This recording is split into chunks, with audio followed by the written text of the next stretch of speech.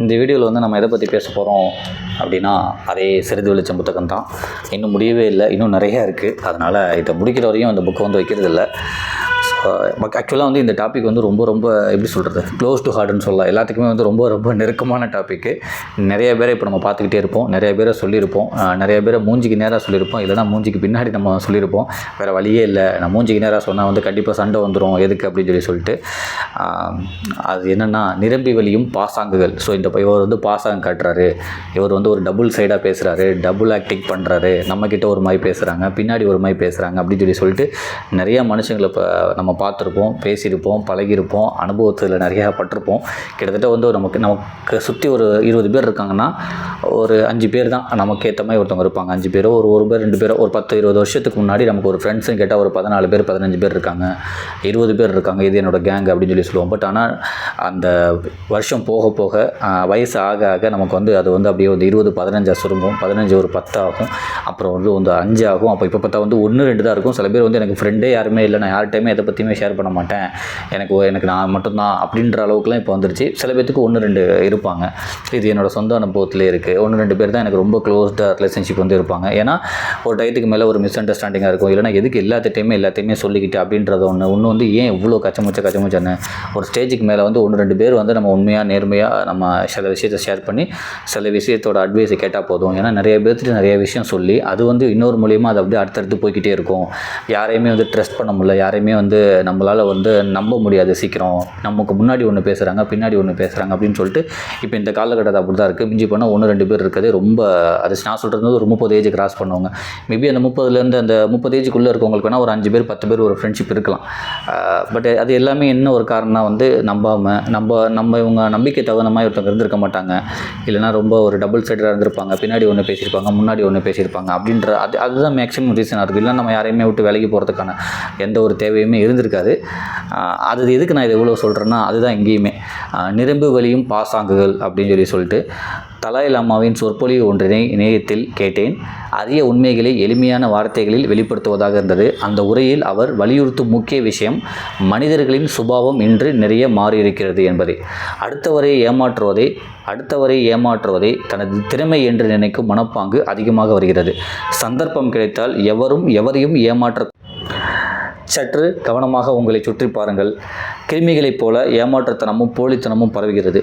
உங்கள் வரவேற்பறையில், அலுவலகத்தில், பயணங்களில், பொதுவெளிகளில் வெறுப்பும் துவேஷமும் பாசாங்குகளும் நிரம்பி வழிகின்றன என்கிறார் தலாய் லாமா.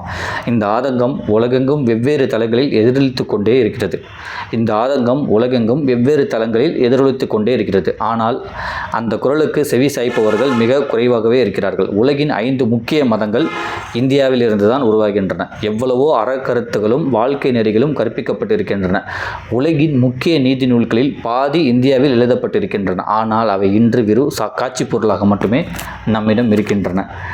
புத்தனின் போதனைகள் உலகெங்கும் கொண்டாடப்படுகின்றன. ஆனால் இந்தியா அதை மறந்து பல நூற்றாண்டுகளாகிவிட்டன. தனிநபர் அறம் அல்லது ஒழுக்கம் என்று ஏதாவது ஒன்று இருக்கிறதா என்ன?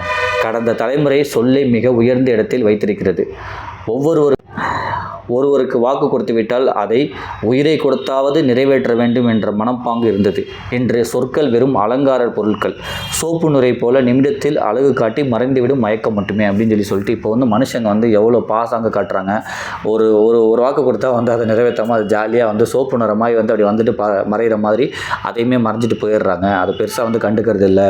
ஸோ நிறைய அறநூல்களும் நிறைய ஒரு நல்ல கருத்துக்களும் இந்தியாவில் இருந்தால் வந்திருக்கு. பட் நம்ம எதுவுமே ஃபாலோ பண்ணுறதில்ல. எல்லாமே இப்போ வந்து நடிக்க ஆரம்பிச்சிட்டாங்க அப்படின்றத வந்து எஸ்ரா அவர்கள் வந்து இங்கே சொல்லியிருப்பாங்க. முக்கியமாக ஒரு கதை சொல்லியிருப்பாங்க. என்னென்னா, மரியா கோல்மன் என்ற எழுத்தாளரின் உளவியல் முடிவுகள் என்ற ஒரு சிறுகதை நினைவுக்கு வருகிறது.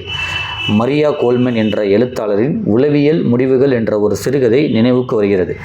மனிதர்களின் இயல்பு மிகவும் சீரழிந்து போயிருக்கிறது என்று நம்பும் ஒரு உளவியல் மருத்துவர் அதை சோதித்து பார்க்க மேற்கொண்ட சில நேரடியான நிகழ்வுகளை இந்த கதையில் விவரிக்கிறார் அப்படின்னு சொல்லிட்டு வந்து ஒரு உளவியல் மருத்துவர் வந்து மனிதனோட இயல்பை வந்து நிறைய இப்போலாம் வந்து சரியாக இருக்கிறது இல்லை, அதை வந்து நான் உங்களுக்கு நிரூபித்து காட்டுறேன் அப்படின்றதுக்காக சில விஷயம் பண்ணுறாரு. அதுதான் வந்து இந்த கதையில் இருக்குது. இந்த கதை பேர் வந்து உளவியல் முடிவுகள். அதை எழுதினவர் வந்து மரியா கோல்மன் அப்படின்ற ஒரு எழுத்தாளர். ஒரு நாள் உளவியல் மருத்துவர் ஒரு பல்பொருள் அங்காடி செல்கிறார். ஸோ இது என்னென்ன கதைனா வந்து ஒரு உளவியல் மருத்துவர் என்ன பண்ணுறாரு, மனிதனோட இயல்பு வந்து நிறைய இது கெட்டு போயிடுச்சு, ஸோ இப்போதைக்கு வந்து அது சரியான இதில் இல்லை அப்படின்றத நிரூபிக்கிறதுக்காக அந்த கதையில் வந்து என்னெல்லாம் பண்ணுறாருன்றது அந்த கதை. ஸோ என்ன பண்ணுறாருன்னா ஃபஸ்ட்டு வந்து ஒரு மளிகை கடைக்கு போகிறாரு. அந்த மளிகை கடையில் வந்து சில விஷயத்தை வந்து காசு கொடுத்து வாங்குறாரு. வேணும்னே வந்து அவர் என்ன பண்ணுறாரு, மீதி காசு வாங்காமல் வந்துடுறாரு. சரி அவங்க கூப்பிட்டு கொடுக்குறாங்களா, அவங்க மனித இயல்பு வந்து கரெக்டாக இருக்கா அப்படின்னு சொல்லிட்டு அவங்களுக்கு வந்து கூப்பிட்டு கொடுக்கல, அதை வந்து மறைச்சி வச்சுக்கிட்டாங்க. மறுபடியும் போய் கேட்குறாரு. அவங்க வந்து குரலை வசதி பேசுகிறாங்க. நான் வந்து நீ வந்து வாங்கிட்டு போயிட்ட, நான் என்கிட்ட வந்து உன்னோட மீதி காசு எதுவுமே இல்லை அப்படின்றாங்க. மறுபடியும் கேட்குறாரு. இல்லை நான் வாங்கலை. இல்லை நீ வாங்கிட்டு போயிட்டேன்னு சொல்லிட்டு கொஞ்சம் ரவுடி சமயம் பண்ணுறாங்க. இவர் வந்து போலீஸை கூட்டிகிட்டு வந்து சொல்கிறாரு, இந்த மாதிரி நான் வந்து மீதி காசு வாங்கவே இல்லை, அவங்க தரமாட்டுறாங்கன்னு சொல்லிட்டு. அப்புறம் என்ன பண்ணுறாரு, இல்லை நான் வந்து மறந்துட்டேன், என்னோடய வேலையோட ஒரு ப்ரெஷர் தான் வந்து மறந்துட்டேன், நான் வந்து ஒத்துக்கிறேன், நான் தான் மறந்துட்டேன்னு சொல்லி திருப்பி கொடுக்குறாங்க. இந்த ஒரு இதை வச்சு என்ன சொல்கிற ப்ரூவ் பண்ணுறாருன்னா, இது ஒரு மனித இயல்பு வந்து கெட்டு போச்சு, ஸோ யாருமே வந்து தவறு செய்ய வந்து ரெடியாக தான் இருக்காங்க அப்படின்ற சொல்கிறாரு. அடுத்த இன்சிடெண்ட்டில் வந்து என்ன பண்ணுறாருன்னா, ஒரு தன்னோட நண்பரை வந்து வீட்டுக்கு கூப்பிட்றாரு. வீட்டுக்கு கூப்பிட்டு வந்து சாப்பாடு போடுறாங்க, சாப்பிட்டுட்டு இருக்காங்க. அப்போ அந்த நண்பருக்கோட மூஞ்சிக்கு நேராக என்ன சொல்கிறாரு வந்து, நீ என்னெல்லாம் என் கூட ரெட்டை வேஷம் போட்டிருக்க, என்னை பற்றி பின்னாடி என்னெல்லாம் பேசினேன், என் பணத்தை வந்து எப்படிலாம் நீ எடுக்க பார்த்த அப்படின்றத வந்து எல்லாத்தையுமே நேருக்கு நேராக சொல்கிறாரு. உடனே அந்த நண்பர் வந்து ரொம்ப கடுப்பாகி, இதுக்கு தான் என்னை கூப்பிட்டு சாப்பாடு போட்டியா, எனக்கு இந்த சாப்பாடு இங்கே இல்லைனா வேறு எங்கேயுமே எனக்கு கிடைக்காதா, இதுக்கு தான் என்னை கூப்பிட்டு நீ அவமானப்படுத்துறியா அப்படி இப்படின்னு சொல்லிட்டு கிளம்புறாரு. அப்போ அந்த கதையில் என்ன சொல்கிறாங்கன்னா, அந்த ஒரு இதில் என்ன முடிவு பண்ணுறாங்கன்னா, யாருக்குமே வந்து அவங்க போகிற ரெட்டை வேஷத்தை வந்து மூஞ்சிக்கு நேராக சொன்னால் பிடிக்காது, இந்த மாதிரி தான் போயிடுவாங்க அப்படின்றத வந்து அதை ப்ரூவ் பண்ணுறாரு. அடுத்து மூணாவது விஷயம் என்ன பண்ணுறாருன்னா, இதுதான் வந்து ஒரு லெவல் மேலே போயிருக்கும். என்னென்னா, அவரோட லவ்வருக்கு வந்து என்ன பண்ணுறாரு, ஒரு கிஃப்ட் கொடுக்குறாரு. அந்த பர்த்டே வர்றப்ப ஸோ பெரிய நமக்கு வந்து கிஃப்ட் கொடுக்க போகிறாங்க அப்படின்னு சொல்லி வெயிட் பண்ணிகிட்டு இருக்காங்க. ஸோ அவரோட காதலி ஸோ என்ன பண்ணுறாரு வந்து ஒரு பாக்ஸில் வந்து ஒரு கிஃப்ட் கொடுக்குறாரு. அது வந்து பெரிய விலை உயர்ந்த பொருளாக இருக்கும் அப்படின்னு சொல்லிட்டு அவங்க திறந்து பார்க்குறாங்க. ஒரு 10-15 பட்டர்ஃப்ளைஸ் வண்ணத்து பூச்சி வந்து அதுலேருந்து பறக்குது. ரொம்ப கோவமாயிடுறாங்க, நீ என்னை அவமானப்படுத்த அப்படி பண்ணுறியான்னு. உடனே அவர் சொல்கிறாரு, இல்லை இது வந்து ஒரு அரிய வகை பட்டாம்பூச்சி, இது வந்து எந்த இடத்துலையுமே என்னால் பார்க்க முடியாது, அதனால தான் நான் உனக்காக இதை வாங்கிட்டு வந்தேன்னு. அவங்க நம்ப மாட்டாங்க. ஏன் ஒன்றும் நீ முட்டாள்தனமாக இருக்க, எனக்கு இந்த மாதிரி ஒரு வாழ்க்கையே தேவையில்லைன்னு சொல்லிட்டு அதை கிளம்பிடுறாங்க. ஸோ இப்போவுமே வந்து பணத்துக்காக தான் வந்து இங்கே வந்து காதல்ன்றதே வந்து சில விஷயம் வந்து பணத்துக்காக தான் இருக்குது. ஸோ மனிதனோட இயல்பு வந்து மாறிடுச்சு, முன்னமாக இல்லைன்னு சொல்லிட்டு இந்த 3 இன்ஸ்டண்ட்டை வந்து அந்த கதையில் சொல்கிறாங்க. இப்படியாக அவரது எளிய சோதனைகள் மனிதனின் பாசகங்களை போலித்தனத்தை உறுதி செய்கின்றன என்று முடிகிறது கதை. எந்த பரிசோதனையாலும் மனித சுபாவத்தை முழுமையாக புரிந்து கொள்ள முடியாது என்பதே உண்மை. பச்சோந்திகள் நிறத்தை மட்டுமே மாற்றிக்கொள்கின்றன. மனிதர்கள் நிறத்தை மாற்றிக்கொள்வதில்லை, மாறாக பச்சை நிறத்தையே சிவப்பு நிறம் என்று நம்ப வைக்கும் திறன் பெற்றிருக்கிறார்கள். இதை நம்பவும் செய்கிறார்கள். பச்சோந்திகள் நிறத்தை மட்டுமே மாற்றிக்கொள்கின்றன. மனிதர்கள் நிறத்தை மாற்றிக்கொள்வதில்லை, மாறாக பச்சை நிறத்தையே சிவப்பு நிறம் என்று நம்ப வைக்கும் திறன் பெற்றிருக்கிறார்கள். இதை நம்பவும் செய்கிறார்கள் அப்படின்னு சொல்லிட்டு வந்து மனுஷங்க வந்து எந்த அளவுக்கு ஒரு பாயிண்ட்டை வந்து சேஞ்ச் பண்ணி அதை நம்ப வைக்கிறாங்க, எவ்வளோ போலித்தனமாக இருக்காங்கன்றதை சொல்கிறாங்க. ஒரு பக்கம் நம்பிக்கைகள் பொய்த்து போகும் வேளையில் இன்னொரு பக்கம் விலைக்கு சொல்ல முடியாத அர்ப்பணிப்புகள், அக்கறைகள், தியாகங்கள் உலகில் நடந்தபடியே தான் இருக்கின்றன. ஒரு முறை டெல்லி ரயிலில் சதுரங்கம் விளையாடியபடியே வந்த 12 வயது சிறுவன் ஒருவனை சந்தித்தேன். அவனும் அவனது அப்பாவும் பகலும் இரவுமாக விளையாடபடியே வந்தனர். தற்செயலாக அப்பாவிடம் பேச்சு கொடுத்த போது, இவன் தன்னுடைய மகன் அல்ல என்றும் தன் வேலைக்காரியின் மகன் என்றும் சொன்னார் அப்படின்னு சொல்லிட்டு ஒரு பக்கத்து வந்து மனுஷங்க வந்து பாசாங்க காட்டுறாங்க, ரெட்டை வேஷம் போடுறாங்க அப்படின்னு இருந்தாலும், பட் இன்னொரு பக்கத்து வந்து நிறைய நல்ல விஷயங்களுமே நடந்துக்கிட்டு தான் இருக்குது. அதில் என்னென்னா வந்து ஒரு நாள் நான் ட்ரெயினில் போய்கிட்டு இருக்கும்போது ஒரு பையன் வந்து சதுரங்கம் விளையாடிட்டு இருந்தான். ஒரு 12 வயசு பையன். அவங்க அப்பாவும் நைட்டு ஃபுல்லாக விளையாடிட்டு இருந்தாங்க. அவங்க அப்பாட்ட நான் போய் பேசினேன், ஸோ யாருங்க இது உங்களோட பையன் அப்படின்னு சொல்லி பேச்சு கொடுக்குறப்ப, இது வந்து என்னோட பையனே இல்லைங்க, எனக்கு வந்து 3 பசங்க இருக்காங்க, யாருக்குமே வந்து விளையாட்டில் ஆர்வமே இல்லை, இது வந்து என்னோட வீட்டில் வேலை செய்கிறவங்களோட பையன், இவனுக்கு வந்து விளையாட்டில் ஆர்வமாக இருந்துச்சு, அதனால தான் இவனை வந்து எந்தெந்த இடத்துல தான் காம்படிஷன் கூப்பிட்டு போக முடியுமோ அந்த இடத்துக்குலாம் கூட்டிகிட்டு போகிறேன், என்னால் முடிஞ்ச சப்போர்ட் அந்த பையனை கொடுக்குறேன். இப்போ கூட வந்து ஒரு காம்படிஷனுக்காக தான் அவனை கூட்டிகிட்டு போயிட்டுருக்கேன், எனக்கு வந்து சதுரங்கம் விளையாடவே தெரியாது, இவனால் தான் நான் கற்றுக்கிட்டேன் அப்படின்றதையுமே வந்து சொல்கிறாங்க. ஸோ ஒரு பக்கத்து வந்து போலீஸ்தனமான மனுஷங்க இருந்தாலுமே இன்னொரு பக்கத்து வந்து சில ஹெல்ப் பண்ணுறதுக்கான மனுஷங்களுமே நிறைய இருக்காங்க, அவங்களோட இயல்பை மாற்றிக்காமல் இருக்காங்க அப்படின்றதையுமே வந்து எஸ்ரா அவர்கள் வந்து அவரோட அனுபவத்தில் பதிவு பண்ணுறாங்க. அடுத்த ஒரு பொருட்டு அலைந்து தெரிவது எளிதானதல்ல, அதற்கு அக்கறையான மனதும் உண்மையான அன்பும் வேண்டும். அது எந்த எளிய மனிதர்களிடம் நிறையவே இருக்கிறது. அடுத்த ஒரு பொருட்டு அலைந்து தெரிவது எளிதானதல்ல, அதற்கு அக்கறையான மனதும் உண்மையான அன்பும் வேண்டும்.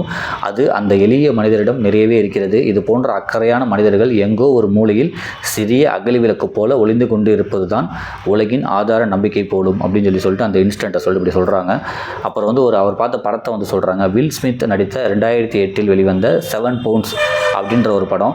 அந்த வில் ஸ்மித் வந்து நடிச்சிருப்பாங்க. அதில் வந்து பென் தாமஸ் அப்படின்ற ஒரு கேரக்டரில் வந்து ப்ளே பண்ணியிருப்பார் வில் ஸ்மித்து. ஸோ அந்த படத்தில் என்னென்னா வந்து ஒரு ஆக்சிடெண்ட்டில் வந்து இறந்து போயிடுறாங்க. ஒரு 7-8 பேர் இறந்து போயிடுறாங்க. அதில் வந்து ஒருத்தர் வந்து இவரோட காதலியும் கூட. ஸோ இவர் ஆக்சிடெண்ட்டில் வந்து பொழைச்சிடுறாரு. ஹாஸ்பிட்டல்லேருந்து வெளில வந்தோடனே ரொம்ப வந்து ஒரு கில்ட்டாக ஃபீல் பண்ணுறாரு. மனசு வந்து ரொம்ப அதை பற்றி யோசிச்சுக்கிட்டே இருக்கார். இப்படி நம்மளால் வந்து இவ்வளோ பேர் இறந்து போயிட்டாங்களே, ஸோ என்ன பண்ணுறதுன்னு சொல்லிட்டு வந்து அவரோட குற்ற உணர்ச்சி வந்து அப்படியே உறுத்திக்கிட்டே இருக்குது. நம்ம வந்து இதே மாதிரி ஒரு 7 பேர் 8 பேருக்கு உதவி செய்யணும் அப்படின்னு சொல்லி ஒரு பிளான் பண்ணுறாரு. அப்போ வந்து ஒருத்தவங்களை சந்திக்கிறாங்க. அவங்களுக்கு வந்து அந்த இதயம் வந்து தேவைப்படுது, அவங்களுக்கு ஒரு பிரச்சனை இருக்குது. இன்னொருத்தவங்க சந்திக்கிறாங்க, அவருக்கு வந்து கண்ணு தேவைப்படுது. இப்படின்னு சொல்லி ஒரு 2-3 கேரக்டர் சந்திச்சுக்கிட்டே இருக்காரு.